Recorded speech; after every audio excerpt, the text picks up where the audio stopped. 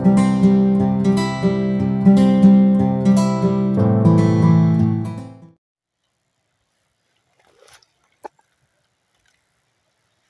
afternoon again, viewers and subscribers. The Agri-Innovator is here again, giving you another update.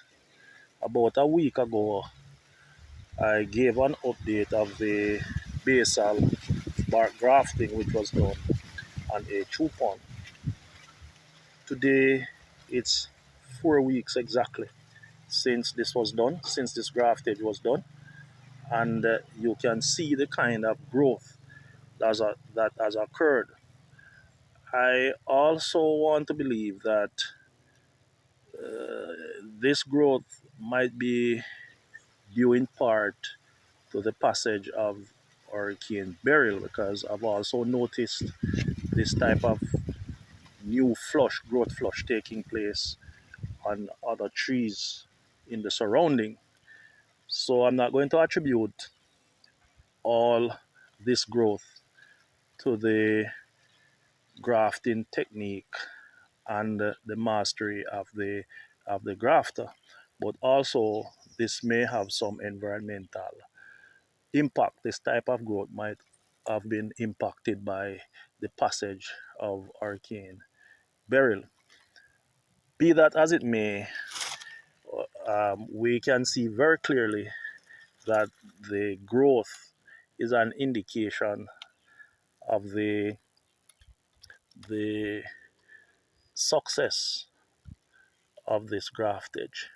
So if you look clearly at the graph union, I still have not yet removed the tip, the grafting tip, but if you look clearly, you can see that the callousing has intensified.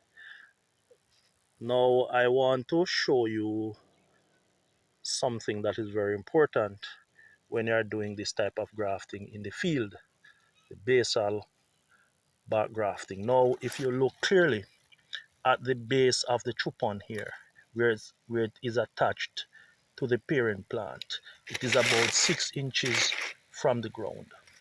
What is normally done, you want to encourage rooting on this chupon. And one way of doing that is to injure the area here. Beneath this area, you could make a scar using your knife or maybe a cutlass to make a scar here. And then what you could do now is to build up this area with soil. Build up this area with soil or some rooting medium so that the roots can start to emerge from this area. Now, bear in mind that the emergence of these roots would mean that they are adventitious, right? So you would not necessarily have a taproot growing here. So this is something that we need to bear in mind, that this type of grafting, when you're doing the basal chupon, you won't really develop a taproot system. So this would be akin to to circumposing or ear layering. Or in other words, you could also say it's a form of ground layering. So you're actually combining graftage here with ground layering, right? So that is what you're actually doing here. So what you want to do is to encourage the rooting, and one way to do this, because this is not in direct contact with the ground, you would have to build this area with the soil so as to encourage the root development here, right? And so after a while, the chupon will be able to stand on its own and become its own independent entity, right? Even though it could still access support both structurally and in terms of nutrients from the parent plant. So you want to really, in any great case, to remove it from the parent plant. But should the parent plant die through the process of time, then this chupon will now be able to take care of itself. So back to the graftage union and and and the new growth flush that we are experiencing here.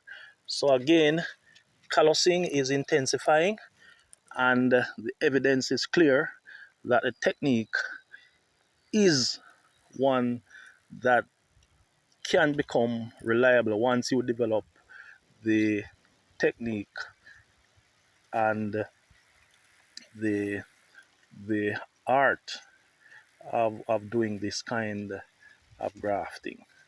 So here's it, viewers and subscribers. You see it for yourself. And again, you can contact me on TikTok or on YouTube, or for those who have my contacts, maybe email and my telephone number, which is 469 4411. You can always contact me if you are interested in learning more about this technique, or even if you want to engage me in trying to renew your field in using by using this technique. So those are my coordinates, by which you can get in touch with me. Okay, then, bye bye.